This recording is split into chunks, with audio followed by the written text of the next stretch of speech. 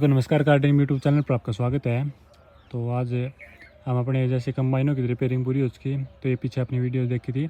आज अपना टॉपिक कुछ हटके है अपनी कंबाइन से संबंधित है, अपने किसानों से संबंधित है, अपने ऑपरेटर भाइयों से संबंधित है और फसल से संबंधित है।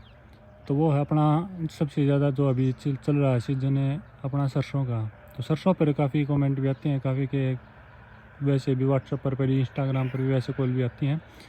तो उससे पूछा जाता है भाई सरसों के लिए कैसे क्या सेट करें, कितना नुकसान होता है, किस चीज़ का फ़ायदा होता है, मशीन से कटवानी चाहिए, हाथ से काटनी चाहिए, अगर मशीन से कटवाते हैं तो किस प्रकार किन चीज़ों का ध्यान रखें अपने जो ऑपरेटर हैं उसको चलाने के लिए। क्योंकि काफ़ी जो हैं जिन्होंने अपनी गेहूँ अन्य फसलों में चलाई, इसमें चलाई नहीं है, तो उस चलाने से पहले मन में रहता है भाई क्या चीज़ डालें, इसमें क्या अलग होगा, दाना टूटेगा, पीछे मारेगी। तो इस प्रकार के संबंधित काफ़ी सवाल रहते हैं, क्योंकि अपने चलाते थे, स्टार्टिंग में चलाई थी तब अपने मन में भी यही था।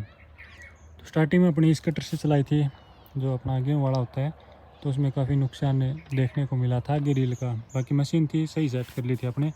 तो वो अगर सबसे पहली बात आ जाती है झाड़ने की, तो झाड़ने के लिए एक दूसरा कटर आपने वीडियोस में देखा होगा उस साइड अपना, तो जो बड़ी रील में आता है, बड़ी ट्रे में आता है, तो वो सक्षम है। इसमें आप काफ़ी बार एक एक रील के पल्ले निकाल लेते हैं, 3 बज जाते हैं, उसमें चलाते हैं तो उसमें भी नुकसान होता है, क्योंकि ट्रे छोटी रहती है। उसमें अब ट्रे फोल्डिंग वाली करने लगे, लंबी ट्रे करने लगे, तो बाद में वैसा ही बन जाता है ये। तो ट्रे लंबी हो जाती है और अपने रील के पाइप रील चेंज कर देते हैं, इसके पाइप नहीं उतारते बल्कि रील ही चेंज हो जाती है पूरी। तो ये 2 सिस्टम कर लेते हैं, उसके बाद भी हो जाता है। तो ये था कटर का समाधान है। तो उसके बाद अपनी आगे जड़ाई है वो बिल्कुल बंद हो जाएगी, ये चीज़ कर लेंगे आप, आगे नहीं झाड़ेगी। फिर आता है अनाज की सफाई, तो ये अपने हाथ में, अगर अन्य फसल पर जलाते हैं उसमें सफाई रखते हैं तो उसी प्रकार से इसकी सेटिंग कर सकते हैं अपने चलाने वाला कोई भी है। तो मेन तौर पर सफाई की रहती है अपनी बास्केट की सेटिंग है, और हवा की सेटिंग और शिपों की सेटिंग है। ये तीनों अगर सही तरीके से सेट हो गई चीज़ें तो कोई भी किसी प्रकार का कचरा नहीं आएगा, ना पीछे दाना जाएगा। फिर आता है टूटने का, जो अपने टैंक में देखते हैं ज़्यादा दाने टूटने लगते हैं, तो इसका कारण होता है थ्रेसर की दाब भी हो जाती है, डबल थ्रेसिंग भी हो जाती है, और इतने भर में भी टूट जाते हैं, बिल्कुल सूख जाती है। उस टाइम पे कुछ हरी रहती है, उस टाइम पर इस प्रकार की कोई समस्या नहीं आती है।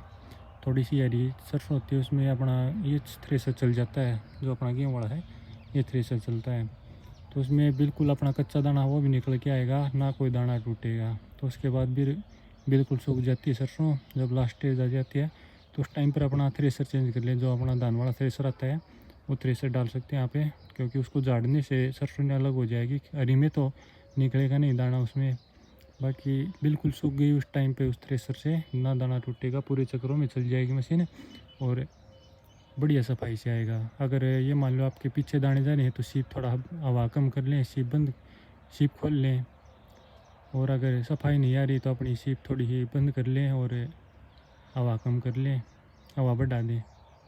तो ये छोटी छोटी सेटिंग आप ऑप्शन से कर सकते हैं। अपनी बास्केट का थोड़ा देख लें, दोनों साइड से जैसे प्रॉपर तरीके से बंधी हुई हो, और वो अपने हिसाब से बांध सकते हैं। बिल्कुल 10-11 पर भी बांधनी हो सकती है, काफ़ी बार अपने वैसे उंगली के हिसाब से बांध लेते हैं, कोई रेती पर भी बांध लेता है। अलग अलग बास्केट की सेटिंग होती है अपनी अपनी अलग अलग फॉर्मेट की। तो ये अपनी कंबाइन की सेटिंग से संबंधित। उसके बाद आ जाता है जैसे कि नुकसान क्या होता है और फ़ायदा क्या होता है। नुकसान होता है अपना जो भूसा है, अपनी जिसको हम भाषा में पदाड़ी बोलते हैं, भूसा बोलते हैं, वो अपने खेत में गिरेगा, वो उसका कोई मोल नहीं मिलेगा। उसका एक मोल मिलेगा, वो है खेत में खाद है, जो अगली फसल होगी वो काफ़ी अच्छी रहेगी, तो वो आपको लाभ मिलता है अपने एक तरह से। मान लो भूसा नहीं मिलता, काफ़ी बोलते हैं नुकसान है, और काफ़ी सोचते हैं भाई अपने खेत में खाद लग जाएगी इस चीज़ की, तो वो बेनिफिट मांगते हैं। तो ये अपनी सोच के ऊपर आ जाता है दोनों ही तरह से कि आपको भूसा चाहिए या खाद चाहिए। तो भूसा वैसे बिक्री का काम आना है, अपने घरेलू कार्य में तो आजकल आता नहीं, और उसके बाद तो अपना जैसे खाद का हो गया, एक जल्दी काम बन जाता है, लेबर की समस्या वो दूर हो गई, क्योंकि लेबर की काफ़ी नहीं मिल पाती। और इसमें जो झाड़ने का है अपना, अगर ये कटर ले लेते हैं तो 1 किलो 1.5 किलो मुश्किल से पूरे पर एकड़ झाड़ेगी नीचे, तो वो वैसे भी गिर जाते हैं। अपने हाथ से उठाते उसमें ज़्यादा झड़ती है बल्कि हालांकि, और 2-3 किलो तक, 1 क्विंटल पर 2 किलो तक कंपनियां होती हैं अपनी हड़म्पा वाली, वो खुद बोलती हैं भाई हम इतना, जो अपने टेस्ट करते हैं जहाँ पे टेस्टिंग होती है मशीनों की, या डंपा के, तो वहाँ पर भी ये रिपोर्ट में आता है भाई 2 किलो तक वो नुकसान करती हैं। जो थ्रेशिंग करते हैं अपनी, या डंपा लगा लो कोई भी, तो वो कुंटल पे जितना करती हैं उसको नुकसान नहीं माना जाता, इतने तक है। और अपनी खड़ी फसल है, सीधा भूसा भी बन गया और टैंक में अनाज भी आ गया, अपने घर पे आ गया सीधा। तो ये पूरे बेनिफिट आपको मिल जाते हैं और खाद भी काफ़ी अच्छी लगती है खेत में। तो एक साथ सब काम बन जाते हैं और काफ़ी सस्ता भी निकलता है। अगर मशीन से निकलवाते हैं तो काफ़ी सस्ता भी रहता है। अगर सही तरीके से सेटिंग करके चला दी तो मैं मानता हूँ 0% नुकसान है, मशीन का कोई भी किसी प्रकार का नुकसान नहीं है। तो अपनी सुखा सकते हैं और काफ़ी बढ़िया काम करके देती है। अपनी मशीन भी अच्छी तरह सेट करिए, क्योंकि काफ़ी होते हैं नए बंदे, वो अपना नए एरिया में चले गए, वहाँ पर काम निकालते रहते हैं जल्दी जल्दी भागा दौड़ में और नुकसान कर देते हैं।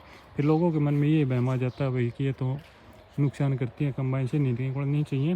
तो हर एक मशीन का, हर एक चीज़ का अलग अलग कार्य होता है, अलग अलग सेटिंग, अलग अलग करने का तरीका होता है। तो अपना काम देखें, उसके बाद अपना भरोसा करें।